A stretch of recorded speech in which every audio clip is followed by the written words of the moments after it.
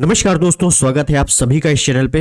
और जैसा कि यूपी ट्रिपल एससी ने अपने जितने भी नोटिफिकेशन है उसको धड़ाधड़ निकालना शुरू कर दिया है, ठीक है। जिसमें काफ़ी बड़ी खुशखबरी है कि लेखपाल का नोटिफिकेशन ऑफिशियली जारी हो चुका है, जिसके लिए लाखों छात्र काफ़ी दिनों से इंतजार कर रहे थे। पिछले साल से इंतजार कर रहे थे कि 2023 पेट से आएगी, लेकिन नहीं, 2025 पेट हुआ।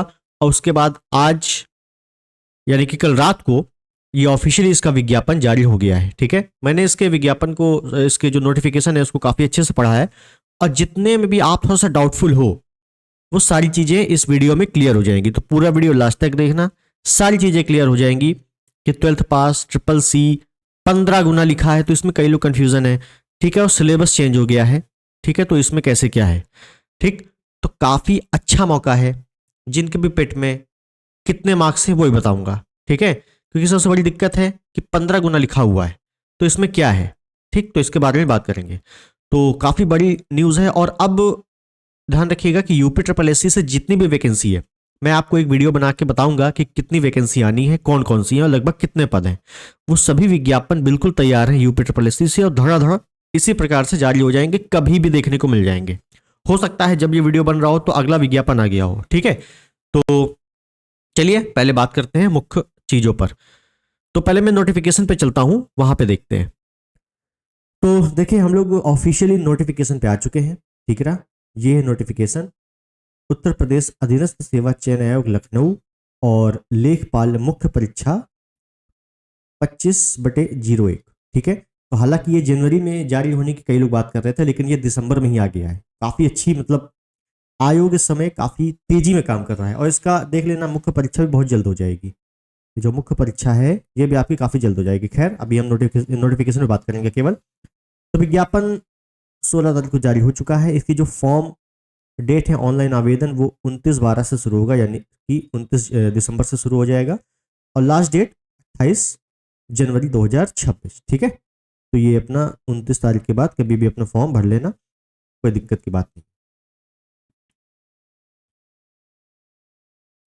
उसके बाद मुख्य मुख्य चीजों पर बात करेंगे। काफी पूरा अपने को पढ़ने की आवश्यकता नहीं है, ठीक है। तो ऑफिशियली वेबसाइट पे जाके आप अपना भर सकते हो, ठीक। भरने के लिए क्या चाहिए, भरने के लिए आपके पास 12th होना चाहिए, प्लस पेट का स्कोर कार्ड होना चाहिए। पेट में कितने स्कोर चाहिए सेफ और कौन कौन भरे, वो मैं बताऊंगा आपको बाद में, इसी वीडियो के लास्ट में। ये ध्यान रखिएगा कि जो ट्रिपल सी है, ट्रिपल सी इसमें नहीं मांगा गया है। पहले चर्चा थी कि ट्रिपल सी हो सकता है मांगा जाए, क्योंकि सब में जितनी भी ज़्यादातर यूपी ट्रिपल एस सी की वैकेंसी इसमें कंप्यूटर जोड़ा जा रहा है, तो ट्रिपल सी भी हो सकता है मांग ले। लेकिन ट्रिपल सी नहीं मांगा गया है, तो काफ़ी अच्छी न्यूज़ है ये। जिन्होंने ट्रिपल सी नहीं किया है तो उनको काफ़ी अच्छा मौका मिल गया है, ठीक है।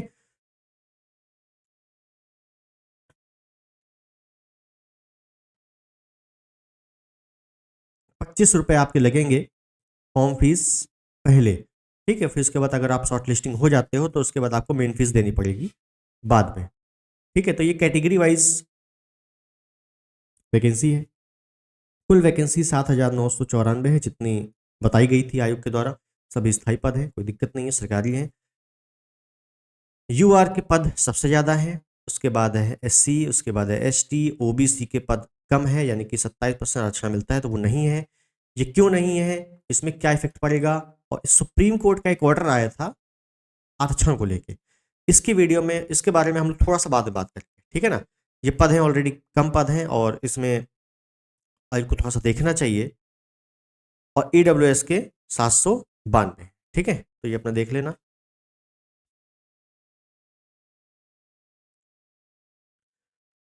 उसके बाद शैक्षिक अर्हता आपके पास इंटर होना चाहिए। एज एज ध्यान रखिएगा कि 18 से 40। उसके बाद जिसको जितनी छूट मिलती है देख लेना अपने हिसाब से।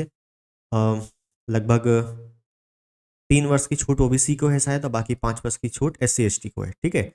एक बार चेक कर लीजिएगा। उसके बाद पाठ्यक्रम पे चर्चा करते हैं। तो पाठ्यक्रम आपका पूरी तरीके से चेंज हो गया है। क्या है इस समय सिलेबस, ऑफिशियल सिलेबस। तो देखिए, पहली बात तो 100 प्रश्न आएंगे, 2 घंटे की परीक्षा होगी, और 1/4 1/4 की नेगेटिव मार्किंग होगी, ठीक है। भाग 1 में आपसे पूछा जाएगा भारतीय इतिहास, भारत का इतिहास, भारतीय राष्ट्रीय आंदोलन, ठीक है, 5 प्रश्न रहेंगे 5 नंबर के। उसके बाद भारतीय राज्य व्यवस्था, भारतीय संविधान यानी कि पॉलिटी के क्वेश्चन 5-5।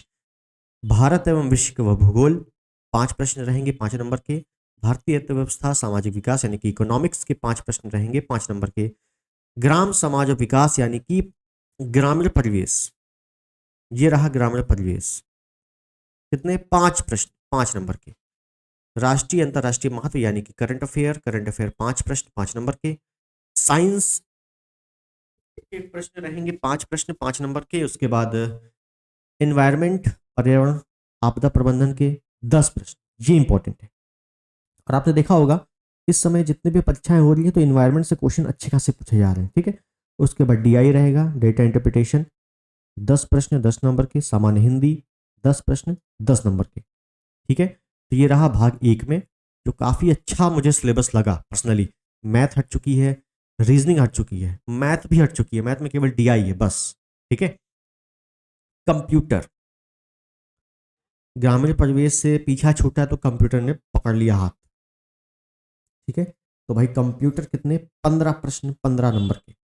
और उसके बाद यूपी जी के स्पेशल है और 20 प्रश्न 20, इसी में आपका यूपी करंट भी आएगा, यूपी जी के प्लस यूपी करंट, ठीक है ना। इसी में 20 प्रश्न रहेंगे 20 नंबर के। तो ये रहा आपका ऑफिशियली सिलेबस, यानी कि कुल मिला के आपको जीएस में महारत ही हासिल करना है, महारत होना है थोड़ा बहुत, अलग अलग हिसाब से, तो अपना देख लेना एक बार, ठीक है।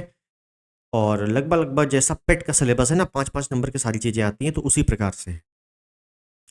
अब इसमें लेवल क्या रहेगा, चूंकि ये पहली बार सिलेबस है, ये लेखपाल का पहला सिलेबस है जो बदला गया है।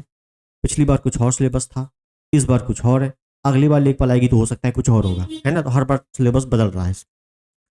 तो इसका सिलेबस कैसा रहने वाला है, क्या लेवल रहने वाला है, तो ये सब चर्चाएं बाद में होंगी। बाकी चीजों पर बात करते हैं डिटेल में। अगर आपको सिलेबस देखना है तो देख सकते हो कि भारतीय इतिहास और राष्ट्रीय आंदोलन में क्या क्या रहने वाला है, पॉलिटी में, ज्योग्राफी में, इन इकोनॉमिक्स में, ग्राम समाज में, ठीक है। तो ये अपना डिटेल सिलेबस है। करंट अफेयर, साइंस, पर्यावरण, उसके बाद डीआई, सामान्य हिंदी का काफ़ी डिटेल सिलेबस है, क्या क्या पूछा जाएगा। उसके बाद कंप्यूटर का भी काफ़ी डिटेल में दिया हुआ है कि कितना पढ़ना है अपने को, ठीक है। और ये सब ये इंग्लिश में दिया हुआ है, तो सिलेबस एक बार नोटिफिकेशन में देख लेना, टेलीग्राम पे पड़ा हुआ है।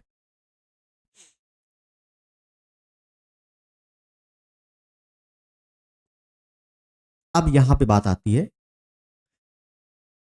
लिखित परीक्षा के संबंध में विशेष नोट है कि भाई विज्ञापन संख्या इतना, लेखपाल मुख्य परीक्षा की लिखित परीक्षा हेतु तो अभ्यर्थियों की शॉर्ट लिस्टिंग उनके प्रारंभिक अर्हता परीक्षा 2025 यानी कि पेट के नॉर्मलाइज्ड स्कोर के आधार पर की जाएगी।